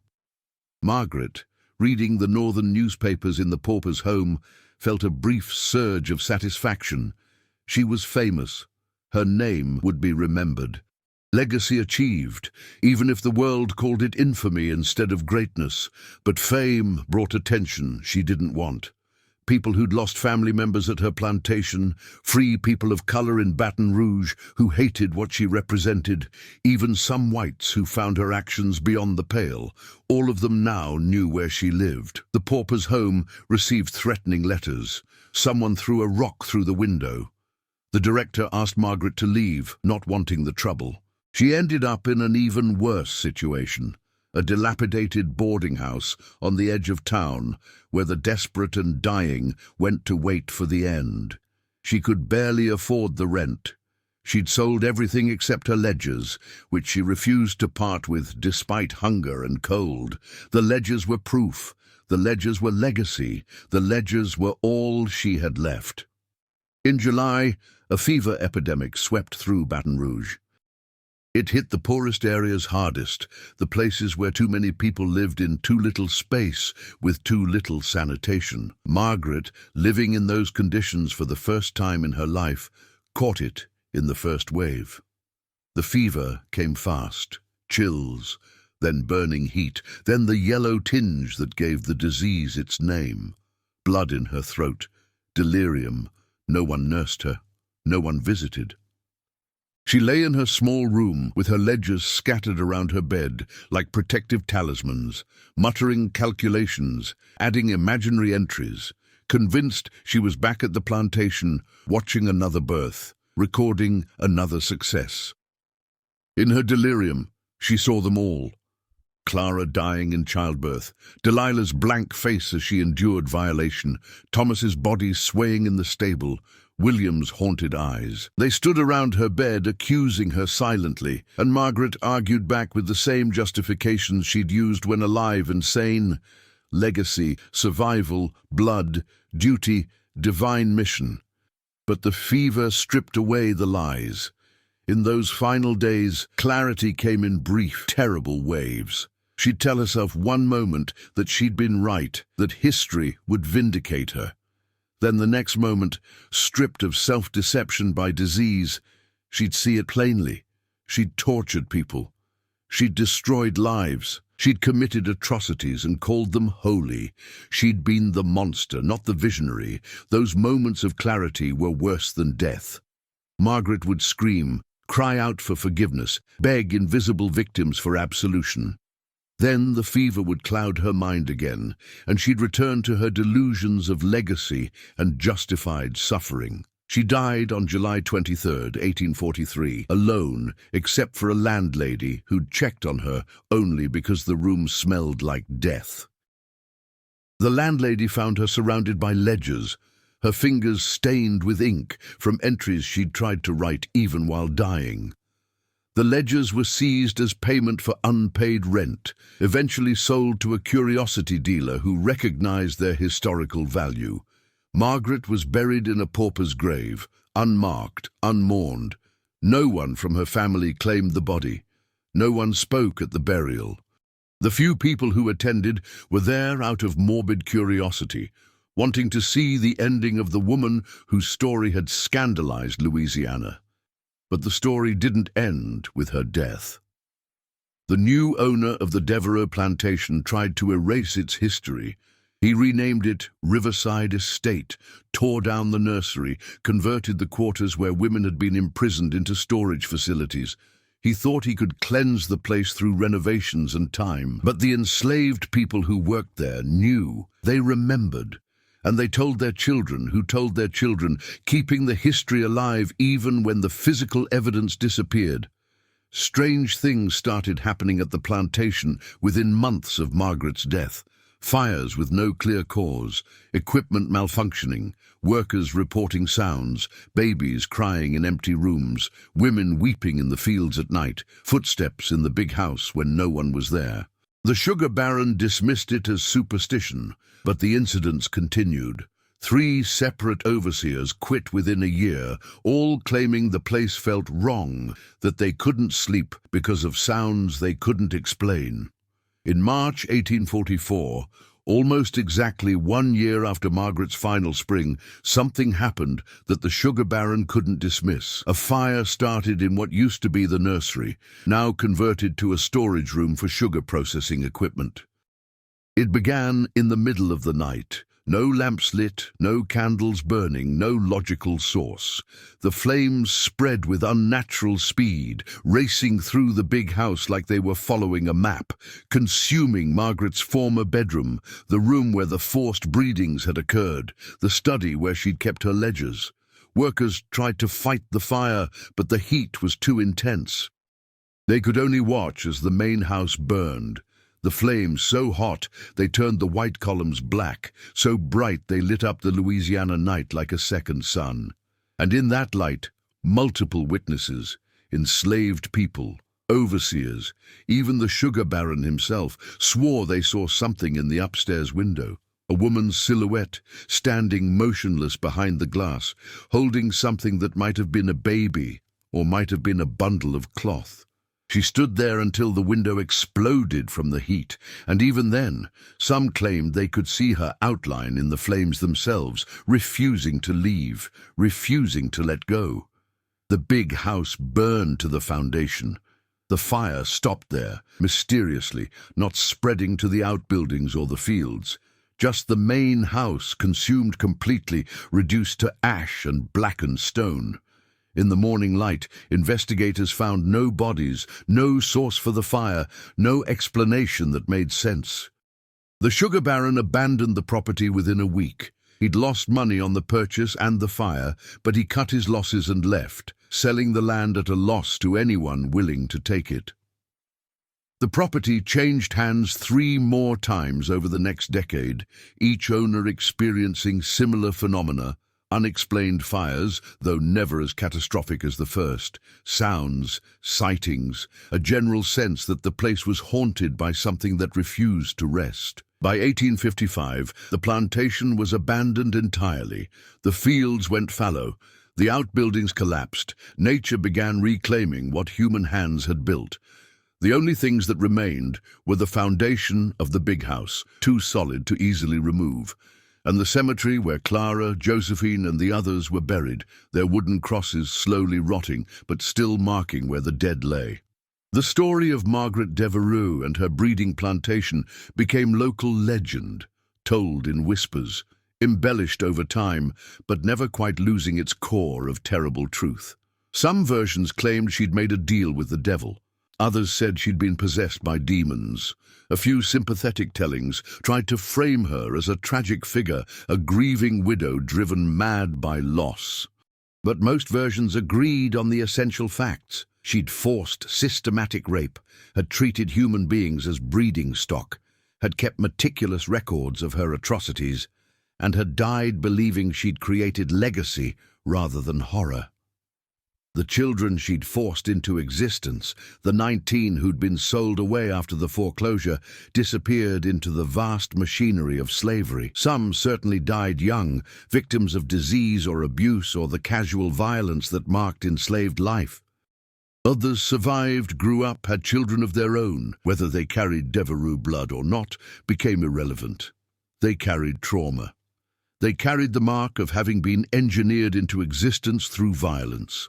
And some of them, when they were old enough to understand their origins, chose to forget, to bury the past, to break the chains of legacy that Margaret had tried to forge. Delilah, who'd been the first woman forced into Margaret's breeding program, survived slavery and lived to see emancipation in 1865. By then, she was 41 years old, her body worn from fieldwork and childbearing, but her mind sharp with survivor's clarity. She'd had 6 children total, the first 2 before Margaret's nightmare began, 1 during it, 3 after. She never told any of them who their father was. She never spoke Margaret Devereux's name aloud after leaving the plantation. When journalists and historians came asking in the 1870s and 1880s, trying to document slavery's horrors, Delilah refused to be interviewed. "That woman wanted legacy," she said to one particularly persistent questioner. "Wanted her name remembered, her blood spreading. Well, I'm not giving her that. My children are mine, my grandchildren are mine. Whatever blood they got, they're free now, and that's all that matters. I'm not feeding her legacy even in death." Ruth lived until 1868, dying of pneumonia at age 64. Her daughter Sarah, who'd been forced into Margaret's program at 16, survived but never recovered emotionally. She had 2 children from that period, raised them as best she could, but struggled with what we'd now recognize as severe trauma. She died young, at 33, her body simply giving out as if it had endured too much to continue. Ruth raised Sarah's children, teaching them resilience and survival, but never telling them the full story of their origins. Some scars were too deep to expose to sunlight. The journalist who'd written the exposé on Margaret continued covering slavery's brutalities until the Civil War. His article about the breeding plantation was republished multiple times, used by abolitionists as evidence of slavery's corrupting influence. But he noted in his later writings that focusing on Margaret Devereux's exceptional cruelty sometimes obscured slavery's everyday horrors. The casual violence, the routine family separations, the systematic dehumanization that didn't require a mad widow's methodical approach. William Devereux's body was found in a Baton Rouge boarding house in December 1843, 5 months after his mother's death. He'd drunk himself into oblivion one final time, his body giving out at age 25. His landlady reported that he'd covered his walls with apologies, written in charcoal, in ink, in what might have been blood, saying, "I'm sorry," in every language he knew, to women whose names he'd finally learned to speak. He was buried in an unmarked grave, his death recorded as excessive intemperance, medical language for a man who drowned himself in alcohol, trying to forget what he couldn't forgive. The ledgers, Margaret's meticulous records of her breeding program, survived. The curiosity dealer who'd bought them from Margaret's landlady sold them to a private collector, who sold them to another, and they eventually ended up in an archive at a Louisiana historical society. They sat there for decades, filed under Plantation Records Miscellaneous, their true contents not fully understood until a researcher in the 1920s recognized what she was looking at. The discovery caused a minor scandal. Some historians wanted the ledgers destroyed, arguing they were evidence of crimes so heinous they shouldn't be preserved. Others insisted they needed to be kept as evidence of slavery's realities, as testimony to what happened when human beings were treated as property. The ledgers remained in the archives, restricted access, available only to serious researchers, and only with appropriate historical context. Modern historians studying the ledgers note Margaret's clinical language, the way she reduced human suffering to data points, the complete absence of empathy in her recordings. They point to her as an extreme example of how slavery's logic, that some humans could be owned by other humans, inevitably led to treating people as objects to be managed, bred, and disposed of. They note that while Margaret was exceptional in her systematic approach, the underlying assumption that enslaved people existed for their owners' benefit, including reproductive benefit, was built into the system itself. The ruins of the Devereux plantation still exist, though few people visit. The foundation of the main house remains, blackened stone, overgrown with vines and moss. The cemetery is still there, the wooden crosses long gone, but the raised mounds visible to anyone who knows what they're looking for. Local teenagers sometimes dare each other to visit at night, trading ghost stories about the breeding plantation, about Margaret Devereux's ghost still trying to count her descendants, about babies crying in the ruins. Most of these stories are nonsense, embellishments added over generations. But people who've spent time at the ruins report a persistent feeling of wrongness, of grief soaked so deeply into the soil that it's become part of the landscape. Whether that's supernatural or simply the weight of knowing what happened there is impossible to say. Perhaps it doesn't matter. The horror was real regardless of whether ghosts are.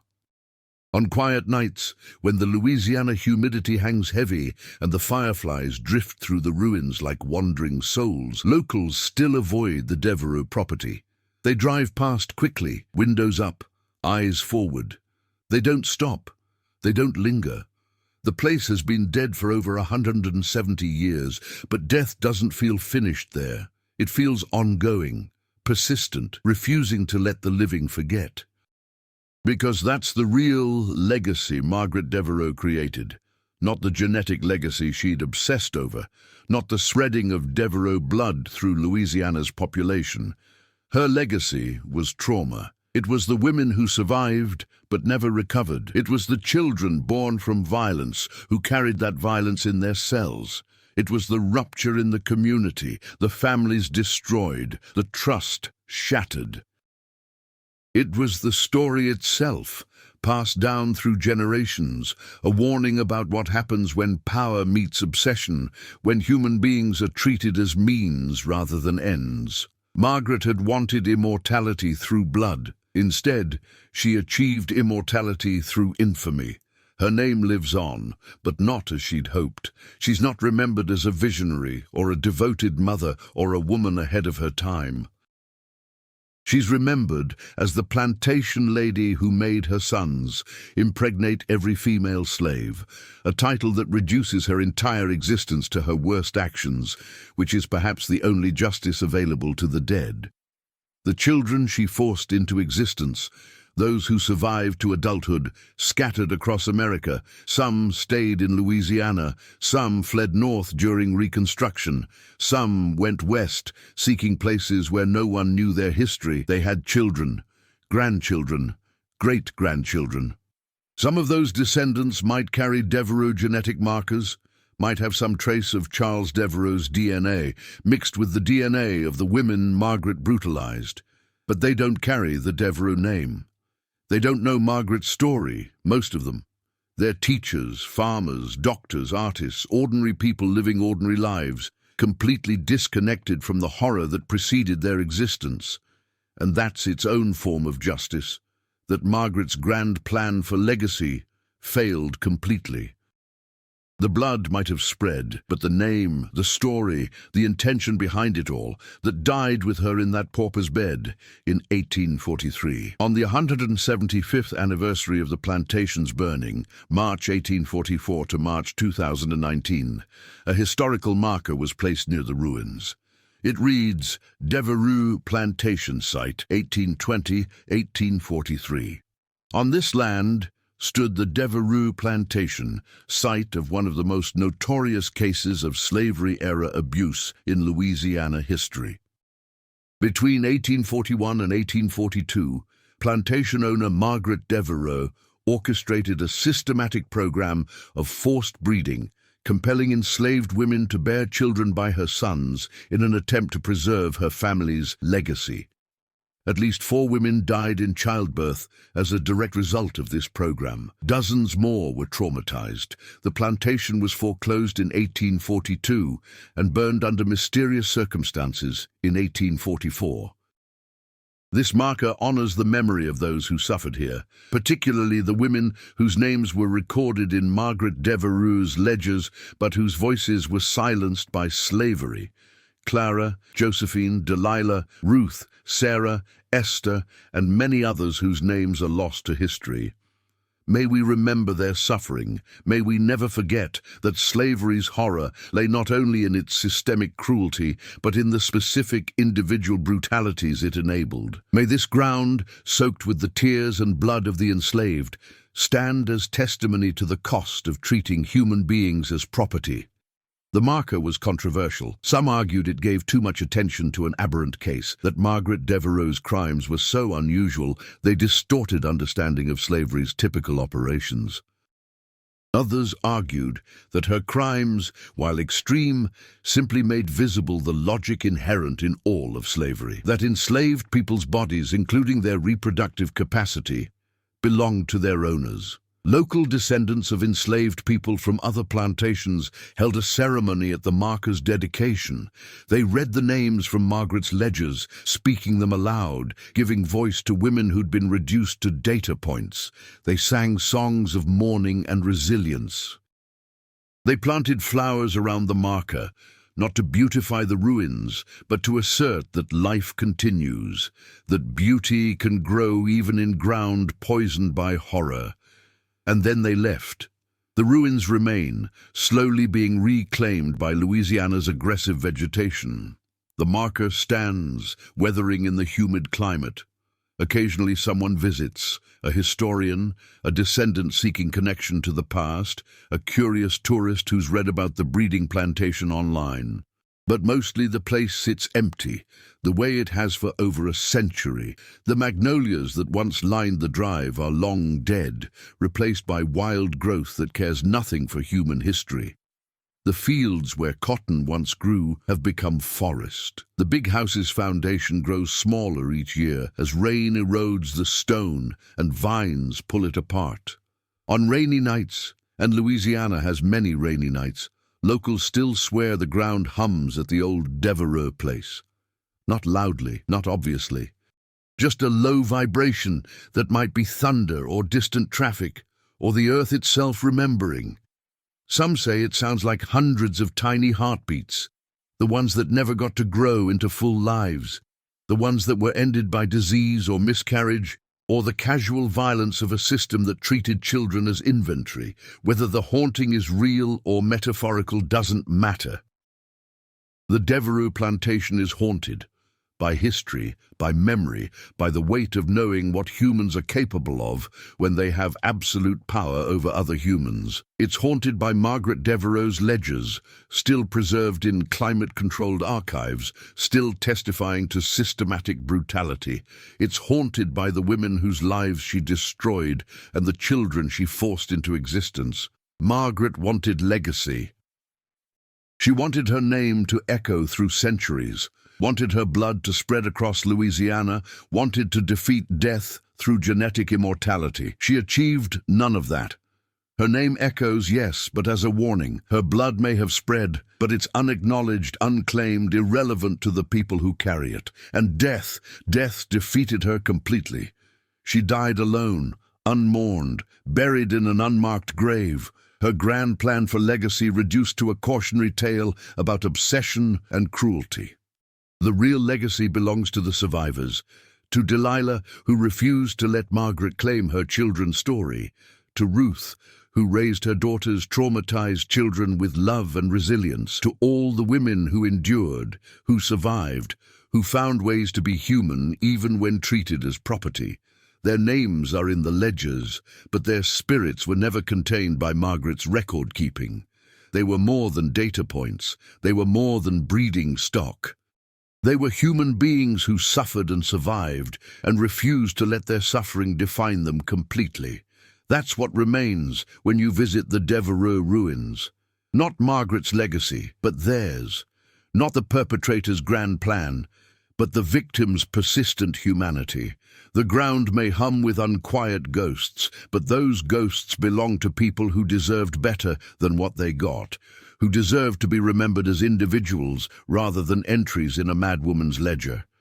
And so, we remember them. We speak their names when we can. We acknowledge the horror of what they endured. We recognize that Margaret Devereux's breeding plantation was both exceptional and typical.